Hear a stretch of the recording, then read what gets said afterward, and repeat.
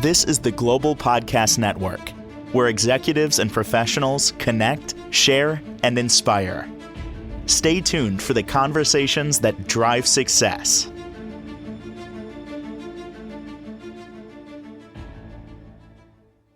And welcome back, everybody. It has been said that meditation is the gateway to open up your mind, opening up to realizations, maybe even opening the door to success. We're going to talk about that today with a gentleman that has a very interesting past and how a beverage, if you will, has followed him, or he's followed the beverage and has made many changes in his life and the lives of others based on this thing called Kava, which is a tea connected to a lot of spirituality. And this is a gentleman that at one point had $8 in his pocket and kind of raised from the ashes to open up two wonderful locations of his Mystic Water Kava Bar and Wellness Center in California. He is Avi Weber. He's back with us. How are you doing today? I'm doing awesome. I'm glad we're talking about this because meditation, we hear it's so good for you. It's been around forever, but many of us struggle with it. How do you define meditation? There's different things that you can do with meditation, but for me, it's more of shutting or quieting my mind and dissolving. I learned how to meditate on this, watching the Science Channel back in 2004, probably 2005. And there were these, I believe there were these Tibetan monks, and they wanted to show whether or not they could really quiet their minds. And so they took one of these monks and they put the little electrodes on his brain and hooked them up to the machine, and you could see like the line on the machine, like the wavelengths just going by, going by, going by. And then it just flatlined. And then he started talking again, and you see the lines going all over the place, going all over the place, and then it flatlined again. You know, he does this a couple of times. And then he explains, like if you think about one thing, 3 things, 5 things, 10 things, your brain is going off in 1,000 directions. When you focus on 2 things, your brain shuts off and goes linear. And when you in beginning meditations, they tell you return to your breath, return to your breath. You're sitting there, your mind is wandering. They say, just watch your thoughts, let your thoughts go by, just watch them. And what I've been taught is in a silent meditation, it's not about sitting in silence. There are no thoughts. Thinking is talking. Your tongue actually moves. Like there's nothing you can't do without first engaging your tongue. And you could do that. You could relax your tongue, get it as relaxed as possible. Put your attention on the center of your tongue, close your eyes, keeping your awareness on your tongue, and try to look up.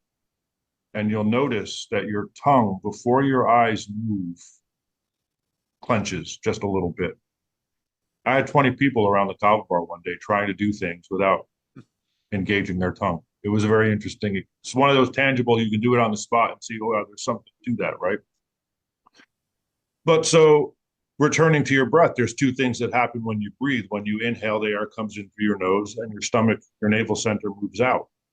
Your navel center moves in, the air goes out, right? So if you can focus on the air coming in and your stomach moving out, you're focusing on 2 things, your brain shuts off.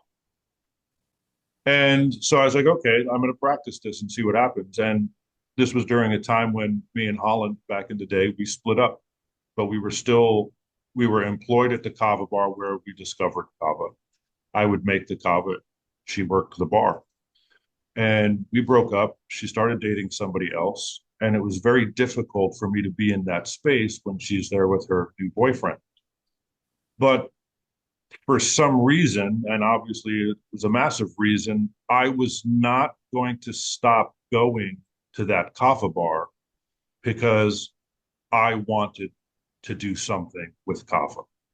I wasn't going to give up Kava because of a failed relationship.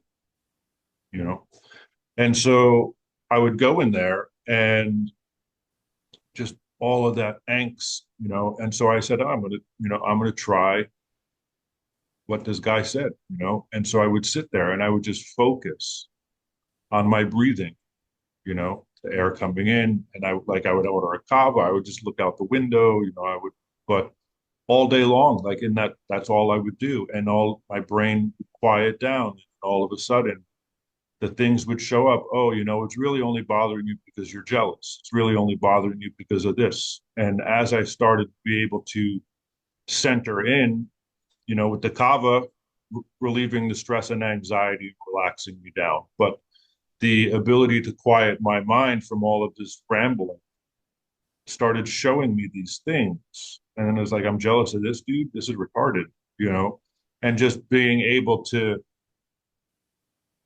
be calm in that. And then so I started doing it all day long, driving my car, at the bar, at the other bars, waiting tables. I'd asking you what to drink, but while I'm asking you what to drink, I'm focusing on those two things. And my sister Adesh would say that's called chopping wood, carrying water. Your meditation doesn't like the yoga, the mat, that's the practice. The spiritual practice is how you live your life every day. What are you doing out there in the world? The yoga is just a treadmill. There's nothing, to me, there's nothing really spiritual about the yoga practice. It's a science, right? You're putting yourself through this excruciating pain. It hurts, you're breathing, you're doing the breath work, the pranayama. But because your body is experiencing the discomfort, you're releasing endorphins, right? Your body feels pain, it releases endorphins. But when you stop the posture, the pain goes away, right? So the pain wasn't real in a sense, right? And because you're breathing, you're doing the pranayama and you're charging your system with this life force energy that's all around us. When you lay down at the end of your practice in Shavasana, because you dosed your system with endorphins, you charge your system with chi, you launch. But if you don't press, right? And so I had all of these experiences. This is what was happening. And that's where it just kept getting bigger and bigger. And when I dove into Dr. Joe Dispenza's work, all of a sudden, right, like the whole idea of feeling your heart beating in your chest, right? Joe Dispenza, tells you, you're going to sync your heart and your mind. There's another gentleman that I follow, Greg Braden, and he talked about there was like the Bible has been changed a bunch of times, but he says you go back to like some of the original works in the Bible, there's the passage, all you need is faith the size of a mustard seed and you'll move mountains. He says they took a verse out, and the verse that he took out was when your heart and your mind become one and you have no hidden agenda, you'll say mountain move and the mountain will move. And that's Joe Dispenza, syncing the heart and the mind, right? When the heart and the mind become one, right? But then he does you're focusing, can you focus on that energy all around you? How far back does it go? How far out can you send your attention, And so two things, your heart and your mind become one. That's one thing, right? So then your heart and your mind become one, and then you put your attention on this endless, now you focused on two things, right? But what I learned for myself is if I put my attention on the divine, I'm given energy. If I put my attention on a problem, I give my energy to that problem, right? If I put my attention on the things that I want, they grow. There's Abraham Hicks. I don't know if you're familiar, Esther Abraham, right? One of the things where your attention goes, your energy flows type of stuff. But she's like, the universe cannot tell whether you want something or you don't want something. It just responds to what you're vibrating. If you're vibrating debt, if you're vibrating, I can't do it. If you're vibrating it's not going to, right? You're just going to get more of that. And it was so like, how do you prove that? Right. And I don't know how you prove that, but you have an experience that tells you that, holy, this is for real. Me and Holland split up one year. When I opened my Kava bar, and the weirdest, like, four girls would come in. She was, I thought that she had an issue with these four girls. I wasn't interested in these four girls. It was just an issue, right? A week or 2 weeks after we broke up, on a Friday night, at the end of the night, back to back, like, girl A showed up, you know, hey, I had a dream last night. We were having sex on the bar. I'm like, oh, this isn't really what I want. I walked her to the door. She went home. 10 minutes later, the second girl showed up. Same exact experience. This isn't really what I want. How I feel about Holland. She left. The next night, the same thing happened. Girl C showed up. This isn't what I want. Girl D showed up. This isn't what I want. But as soon as that girl left, the voice entered my head and said, Avi, be very careful what you think. You just watched Holland's fears manifest. If you think your girlfriend's going to cheat on you, the universe has to respond for that. So the universe is going to start sending dudes to your girl that she might cheat on you with. And then the girlfriend's, I love my boyfriend. Why does the universe keep testing? And the universe isn't testing. The universe is trying to respond to somebody that has no control over their thoughts and their emotions. Wow. But the odds of that happening is so astronomically zero that it had to be true. And I took it and I run, and it's the truth. Whatever you focus on, right? By the way, I want to validate everything you're saying because, manifestation essentially, what we're talking about here, and the same, always heard the energy flows where the attention goes. I experience it in reverse. Those negative thoughts that I would have, what if this happens? What if that happens? What if this happens? They all happen. And Right. there was no reason for them to happen. It was just thoughts I was having. But isn't it interesting that, in let's say you were afraid that she was going to cheat, that Holland was going to cheat, right? And you're thinking it, but you'll potentially force it to happen, but you didn't do anything. If anything, you were trying to be, and I'm going hypothetical here, but you were trying to be proactive just to keep maybe your radar up. Like, I don't know. I don't think this person would cheat, but maybe, I'm going to be mindful of it. I'm just going to keep my eye on it and then it happens. Because you're constantly thinking about it. Exactly right. And it's, like we say, everything happens for a reason. And I believe you're the reason. Right? We use reason. Reason is the scapegoat. Everything happened to you because of you. You are the reason it happened. When you change yourself, you'll get different experiences. So, riding along that, we talked about a relationship and you're afraid that somebody might cheat, and then people just start showing up in their lives and maybe they do cheat, but the opportunity presents itself. What about the reverse of that, where you're single and you want, when is the perfect person going to show up? I'm in a good place. I've done the work, blah, blah, blah. Or is it you're coming from a place of lack in terms of saying, when's it going to happen? When? Instead of just letting it go.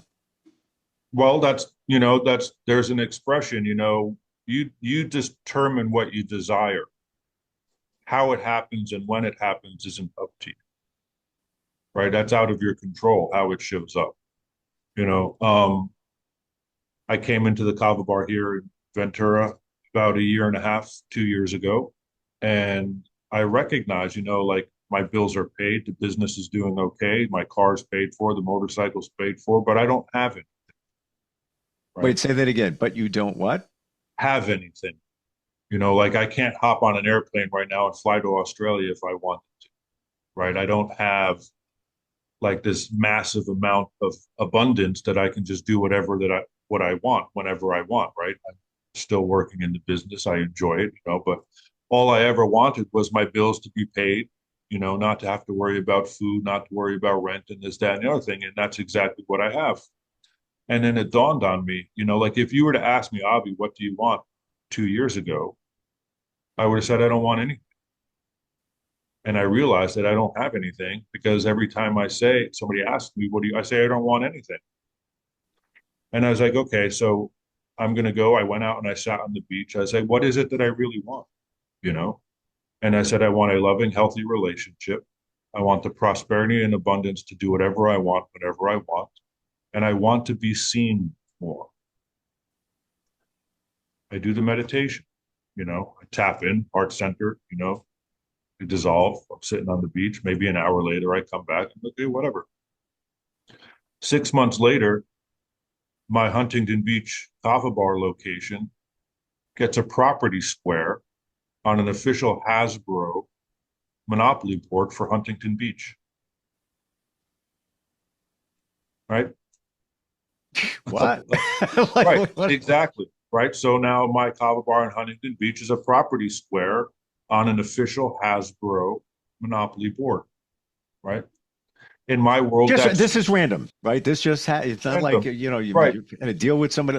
It just showed They up. reached out to me and said, hey, I thought it was a joke at first. So I had to do some research and found out through like the LA Times or whatever that Hasbro was actually doing that for Huntington Beach, and they pooled their communities. What businesses do you think should go on the board? But a couple of months after that, these customers start coming into my Kava bar in Ventura. Like, oh my God, I saw you in this documentary. I'm like, what? So Joe Dispenza has a documentary called Source. And he used my testimonial or a portion of that testimonial in the documentary. Now, when I watch the documentary and I see myself in that documentary, I'm like, why am I in there? Right? I broke my back cliff diving. The issues pretty much subsided 3 days into my first Joe Dispenza retreat. But he has a reason why I'm in there. I don't know what that is. I was never told that I would, but I don't necessarily feel like I really brought any value to that documentary. There's people that don't have cancer anymore. There's people that haven't walked 5, 6 years and they're running down the beach, right? Ridiculous, ridiculous healings and testimonials through that guy.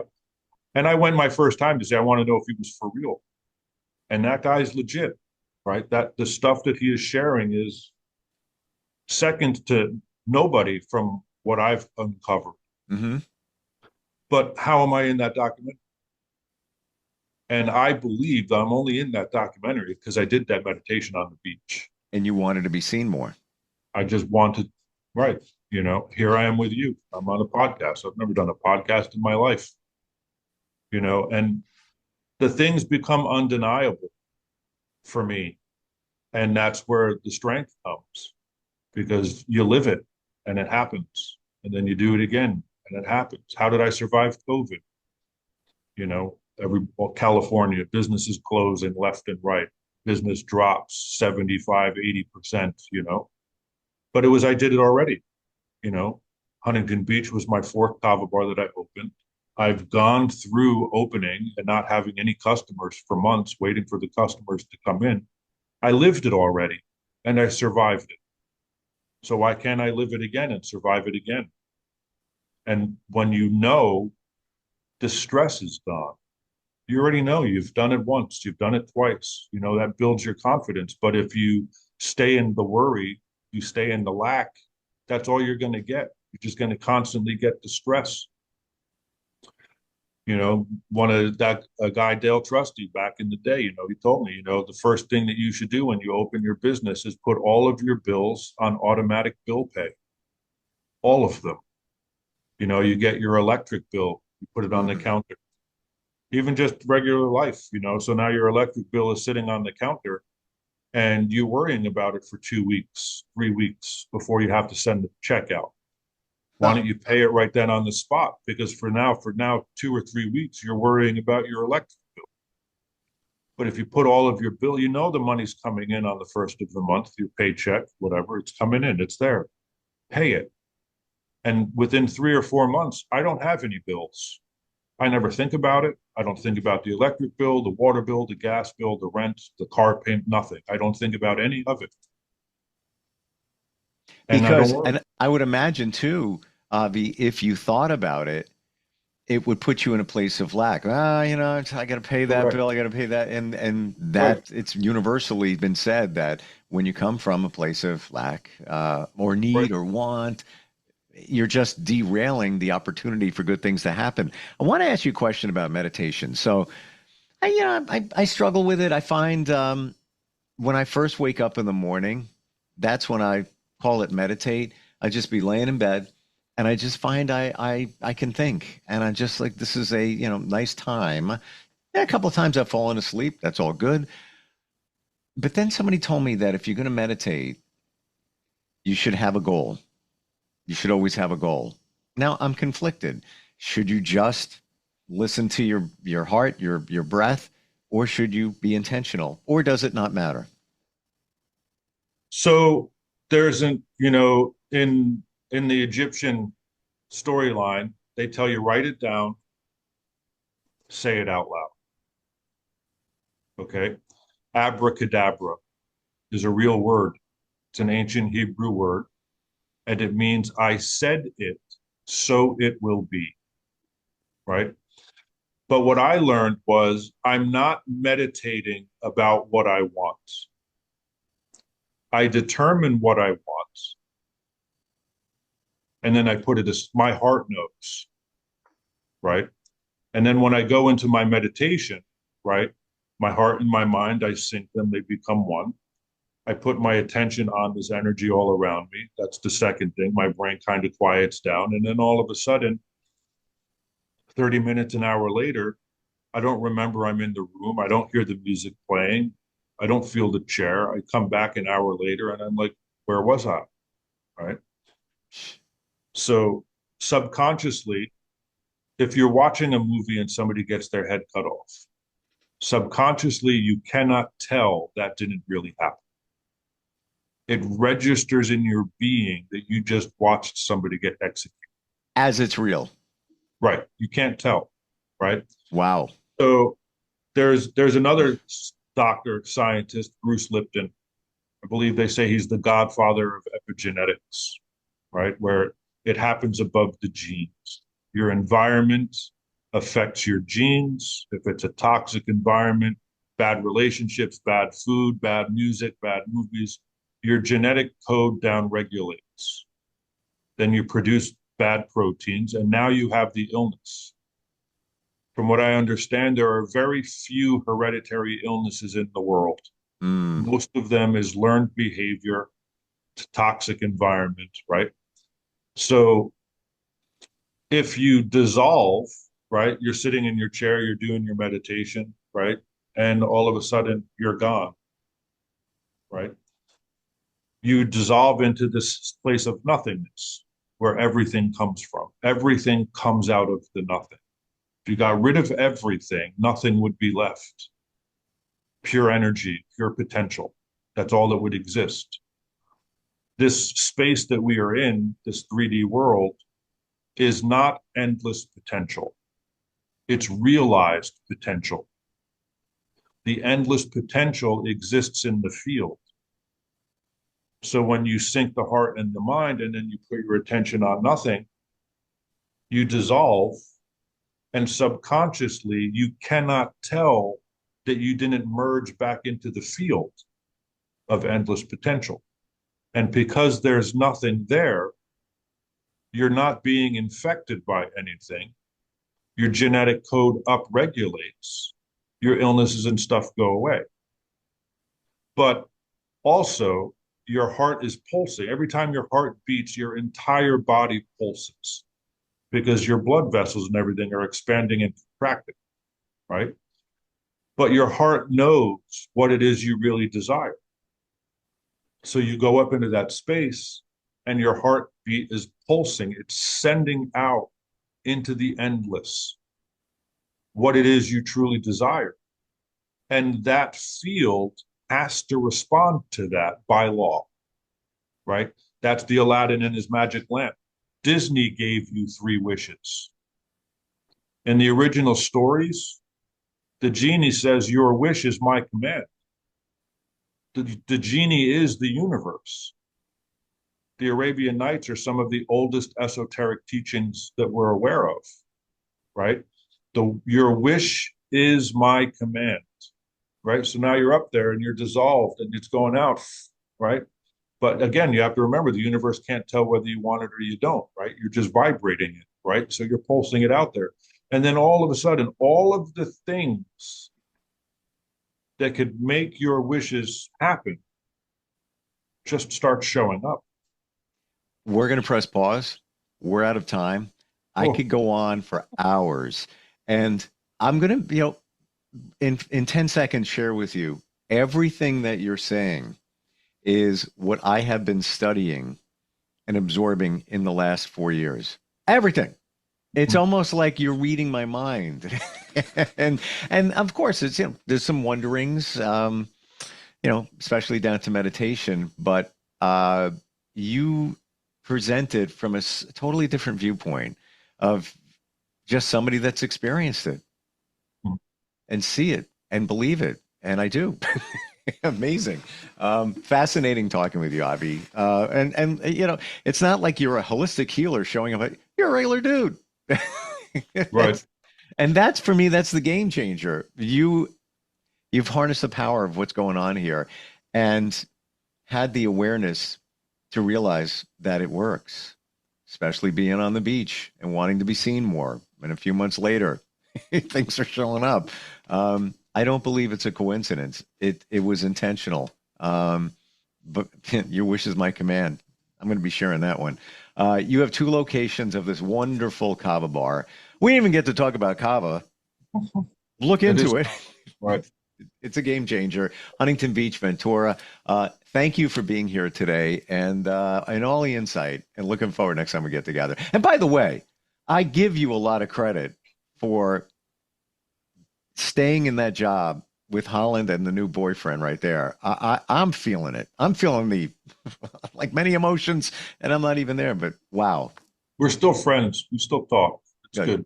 Yeah. But I mean, not like that, but like all of this stuff keeps the negative stuff from ruining things. Yeah. And also it's a reminder that when we go through challenges, and that had to be a challenge when you were witnessing that, that we can go within and find comfort. Right. And you're good on the other end if you do that. If you do that. If you don't allow the negative stuff, because that's going to show up later. It's almost like today you're getting tomorrow. It's almost like a magical force field, if you want to look at it that way. Right. We're out of time. We'll get together next time. Thank you so much. All right. You're welcome. Thanks, Avi. We'll be right back. This is the Global Podcast Network, where executives and professionals connect, share, and inspire. Stay tuned for the conversations that drive success.